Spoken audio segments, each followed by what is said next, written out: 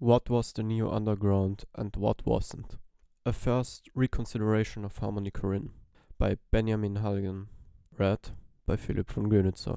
A consolidation of the predominant characteristics of recent Hollywood filmmaking occurred in the success of two late 1990s box office hits, Titanic 1997, the zenith of the film as experienced strain of high-concept North American cinema, and American Beauty 1999, acclaimed for the originality of its approach to its material. The films came across as experiences for the taking, labeled as such for the multiplex's must-see water-cooler talking points. In this respect, the latter was art as entertainment, the former entertainment as entertainment. A difference of degree between the two, but the denominator is common and they both trailed Academy Awards in their wake. Walter Benjamin once observed a phenomenon that seems, from this close distance at least, especially applicable to the art as entertainment sensibility. The application is necessary because American Beauty seems to exemplify and perhaps anticipates a contemporary trend in North American filmmaking. We are confronted with the fact that the bourgeois apparatus of production and publication is capable of assimilating, indeed of propagating, an astonishing amount of revolutionary themes without ever seriously putting into question its own continued existence or that of the class which owns it. In any case, this remains true so long as it is applied by hacks, albeit revolutionary hacks. I further maintain that an appreciable part of so-called left-wing literature had no other social function than that of continually extracting new effects or sensations from this situation for the public's entertainment. Benjamin, 1973. The assimilating nature of American Beauty occurs in the successful translation of the style and preoccupations of an underground into box office material. The originality of American Beauty was nothing so much as a repacking of aspects of 1990s independent American filmmaking of the commercial French, as exemplified in, say, the films of David Lynch and Abel Ferrara. In this case, the bourgeois apparatus of production was the burgeoning Disney to be DreamWorks. The assimilation was in the nature of the Body Snatchers. The film became an acceptable version of the same thing.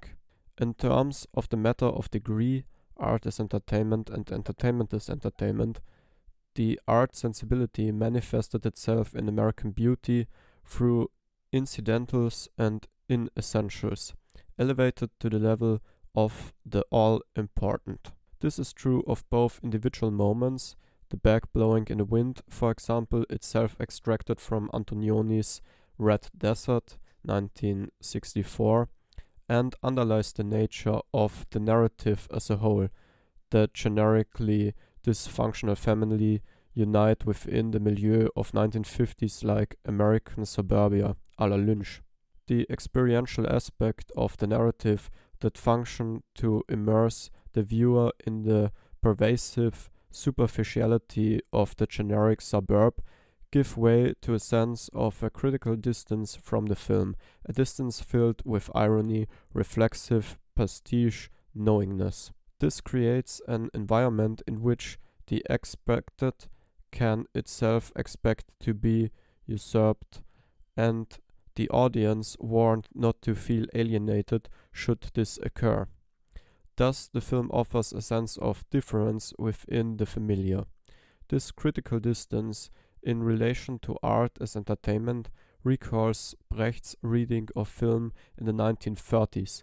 The smokescreen of art obscures that which, in this case, persists a very tight spectrum of entirely passive expressions of rebellion. The nature of the assimilation which received its final blessing in the success of the film indicates the weaknesses and uncertainties of Hollywood filmmaking in the 1990s. An inability to understand or control audiences or the digital revolution. This translated seemingly into a knee-jerk blundering of left-of-field filmmaking in order to appeal to the more wayward audiences that the Hollywood industry left were endangered. Such a movie is the shoring up of market futures.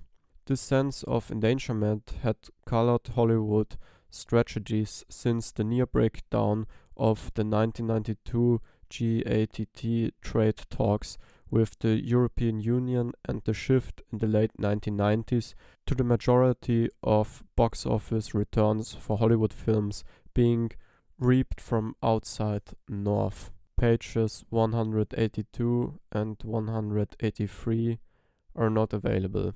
What I like about Gummo are the details that one might not notice at first. There's the scene where the kid in the bathtub drops his chocolate bar into the dirty water, and just behind him there's a piece of fried bacon stuck to the wall with scotch tape. This is the entertainment of the future. Herzog, 1997. To which Korine replied, revealing in his difference, now authenticated by the master of difference, "It's the greatest entertainment. Seriously, all I want to see is pieces of fried bacon taped on walls, because most films just don't do that." Herzog, 1997. The authentication of difference for Julian Donkey Boy came via a Dogma 95 certificate. Korine as a member of the Brotherhood of Danish Film Punks. And for Above the Below, 2003, from the discomfort of the onlookers at a man in a perspex box suspended above them, starving. Structurally and aesthetically, Korine's films exist beyond any familiar art house or underground category. They talk in a foreign language in these respects. In terms of the expected political critique, Korine invites and then rejects a liberal agenda with his no-hope sketches of the wretched underbelly of American life. On one level, he articulates the neorealist's question in terms of the type of imagery he presents. Why and how has this come to pass? But the crux of his vision lances the marginal along with the disregarded icons of later 20th century culture, reinventing them into an ironic form of poetic realism, finding meaning in the meaningless, vastly at odds with his neorealist elements. His frame of reference recalls the blunt ironies of Jeff Koons's instant art approach to the refuse of consumer culture, that is, that there is no refuse but rather an endless cycle of consumption of the deification. Indeed, Korine was first encountered in the Koons milieu, art and fashion magazines, rather than brought out as a precocious festival cinephile. Korine constantly hones in on the most superficial aspects of existence, a kind of anti-existentialism. He summons up the ambience of the American Midwest heavy metal lifestyle in Gummo, the ridiculous posturing of the music overlapping the juvenile chants of the opening credits, "Peanut Butter Motherfucker," reflected in the style of the non-screen credits, 1970s album cover gothic. Korine bleeds the sense of authenticity from expressions of difference in these his self-affecting debut moments. His characters are defined by the commercial categories of difference that are on offer. They are products of the cultural assimilation of the supposed left-off field. In this instance, they are products of the cultural assimilation of the supposed left-off field. In this instance, the whole recalls the Judas Priest suicide of the late 1980s. Commodity fetishized nihilism are fantasized by an actual desire for annihilation. Sparks, Nevada. After James Vance demolished his face with a sort of shotgun at the church playground, he rode his bicycle around town, shocking people with his grotesque disfigurement.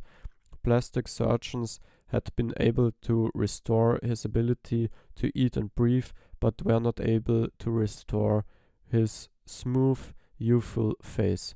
James' physical deformity stunned the town, but not as much as the message he later delivered. Heavy metal music drove him and his closest friend to strike a suicide pact, one that only James survived. I believe that alcohol and heavy metal music, such as Judas Priest, led us or even mesmerized us into believing that the answer to life was death. James wrote to his best friend's mother in 1986, quoting some of the album's lyrics. James, depressed and addicted to pain medications after the shooting, died last year in the psychiatric unit of the West Hall Medical Center from drugs and compilations from his numerous surgeries. Cooper, 1989. In the horizon of the inauthentic, actual difference is not so easily assimilated, since its authenticity becomes all the more apparent. Korine does not speak of the local, the vantage point of the liberal agenda, but speaks the local. He allows the nihilistic vision of the Midwest to mesmerize him. He opens himself up to the influences, enters into the milieu, fashions an expression of it, not from it. He even engages in some grotesque disfigurement himself, in placing the film in a submissive position to the world around it. Korine finds a place in the freak show parade of white trash. This cameo has neither the flourish of the Hitchcock signature nor the effect of Wells' presence, which often reassembled the film around a sense of the auteur is present. Korine as boy on couch is utterly superfluous. He presents himself as a drooling, drunken super geek trying to seduce a streetwise gay Jewish African American person of restricted growth, midget. His voice is whispery and cracked. He slurs his way through stories of debasement, of being sexually abused as a child, and immerses himself in cheap beer. The sequence jump cuts into seemingly alternative takes, creating the impression of an improvised scene with interchangeable anecdotes and voiding a suspension of disbelief. It is not as if Korine is presenting a fictional character that functions in any describable way. It is not as if Korine is not himself noted in the process. Indeed, critics of the film, such as David Protero, tended to cast this scene as the final straw in terms of evidence of exploitation. Rather, the moment communicated a sense of Korine entering into the situation of the film, that his role is equally behind and in front of the camera, the final affirmation of the loss of the liberal vantage point. Both positions are engageful by the world of the film, and both are exercises in self-debasement. This is undoubtedly the lesson of Herzog, and in the same exploratory manner, in interview, Korine noted the problems of such a methodology. As far as production design went, it was about taking things away to make it cleaner. At times the crew would refuse to film in those conditions. We had to buy them those white suits like people wear in a nuclear fallout. I got angry with them because I thought they were pussies. I mean, all we are talking about is bugs and the disgusting grotty smell. I couldn't understand why they had no guts. I was like, think about what we have access to. but I guess most of them didn't really give a shit. But Jean-Yves Escoffier, the cinematographer, was fearless. When the other were wearing their toxic outfits, he and I wore Speedos and flip-flops just to piss them off. Herzog, 1997. True or not, this represents the guiding notion of aspiring to a relatively unusual vantage point for the film, more that of reportage or documentary than underground. Yet even when such a notion is not directly verified by the aesthetic, a striking impressionistic equivalent of the milieu, anything other than objective framing, the aesthetic in its difference still speaks of the exploratory methodology. The aesthetic stylization cannot be read as a subjective construction. Rather, the stylization seems by default to originate in the collective mindset of the protagonists themselves, sometimes little more than color in the white milieu of the film. The diegetic reason for the nature of the stylization is unclear. It cannot be accounted for as point of view subjective stylization, psychological realism, because the undigested mass of characters prevents the viewer from latching on to anyone as the guide through the world of Gamo. Nor do schools or representation account for the approach, since Korine continually falls full of the suggested neo-realist ethnographic methodology with his aesthetic lapses into bursts of impressionism. As with the conditionally differing textures of image drawn from celluloid and video, the film has no constant. Rather, in entering into the milieu, the film seeks to reproduce such an experience in a mimetic fashion. Modernism written over classicism. In the first few moments of the film, Korine's technique is to de-establish information rather than to present the usual establishing shots.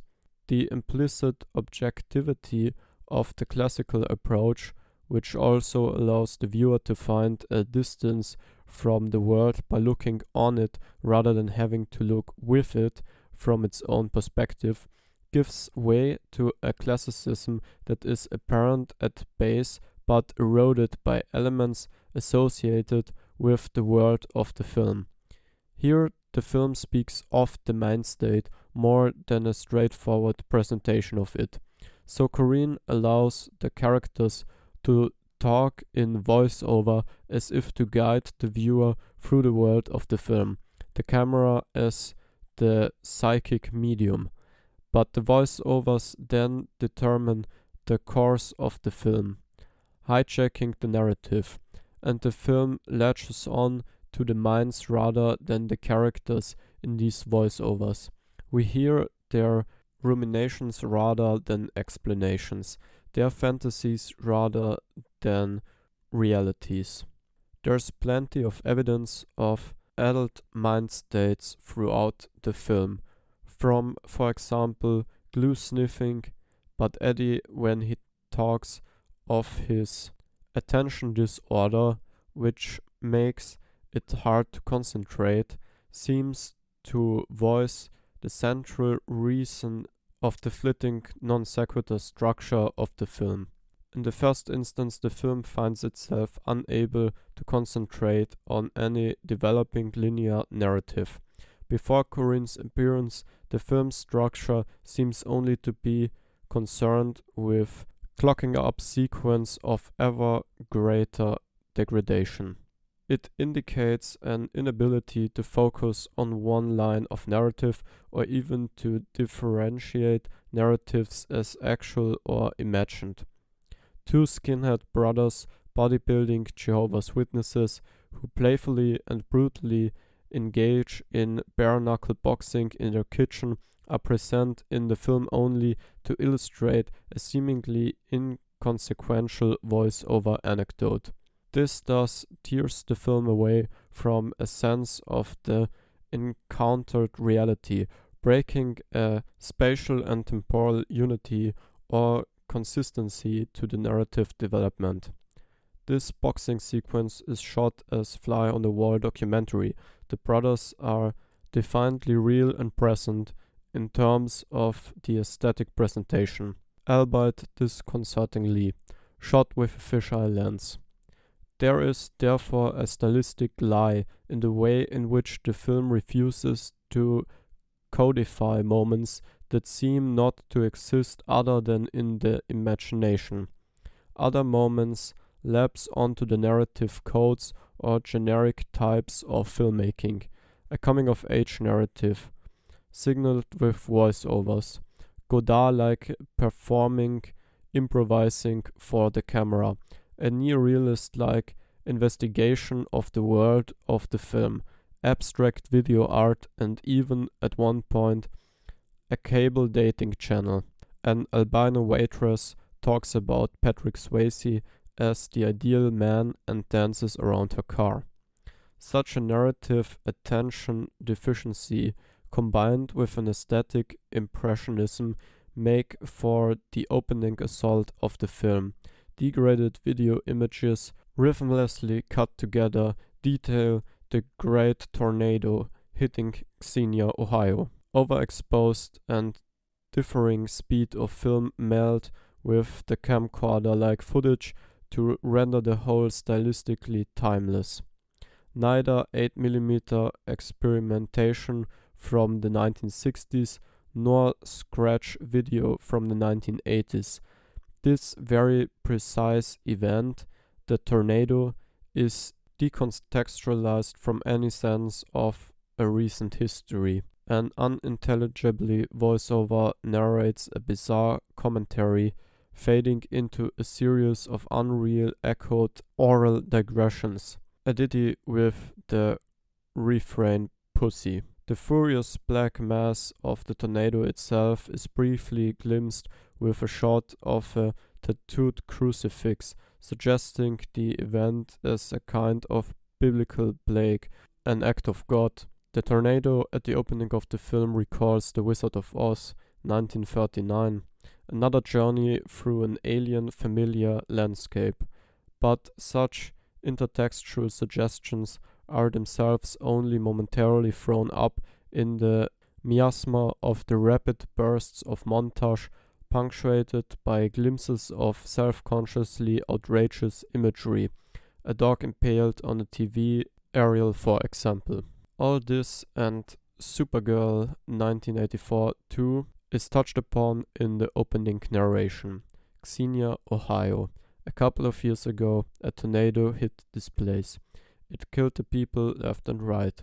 Houses were split open and you could see necklaces hanging from branches of trees. Dogs died, cats died. I saw a girl flying through the sky and I looked up her skirt.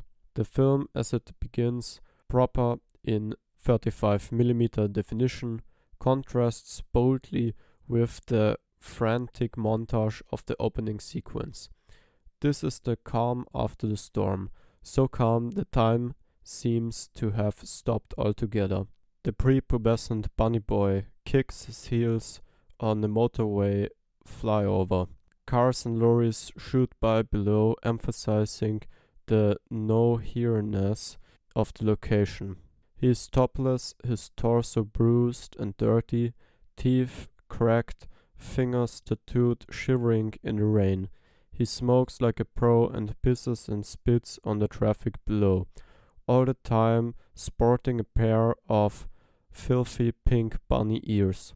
He kicks at the ripped bridge fencing, of the type installed to prevent would-be suicides.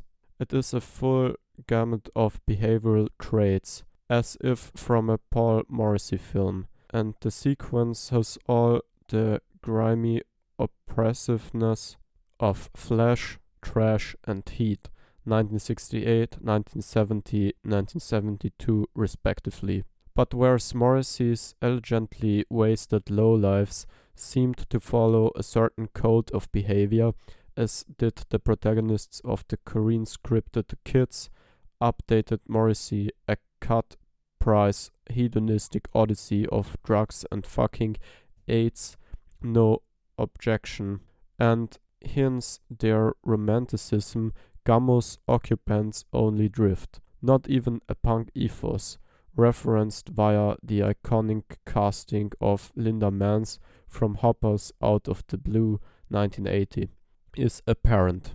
The 40 speaking parts in the film are united in a sum of complacency rather than rebellion, marginalization rather than dropout, glue rather than dope. The shamed satanism of the snatches from Slayer videos add another level of superficiality to the bad behavior. Not even evil is a constituency beyond commodification. No one does anything for any particular reason, and this crushing inertia pervades the calmness of the opening sequence.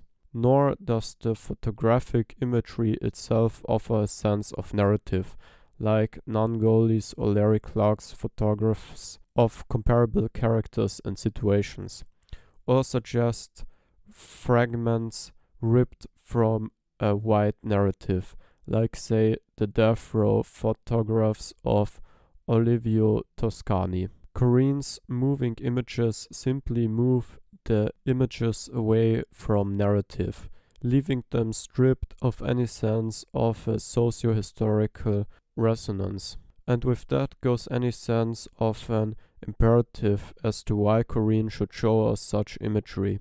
At times heads are optically forged, as if those filmed had not signed release forms, just as the eyes are scrubbed out from the Polaroids detailing sex parties.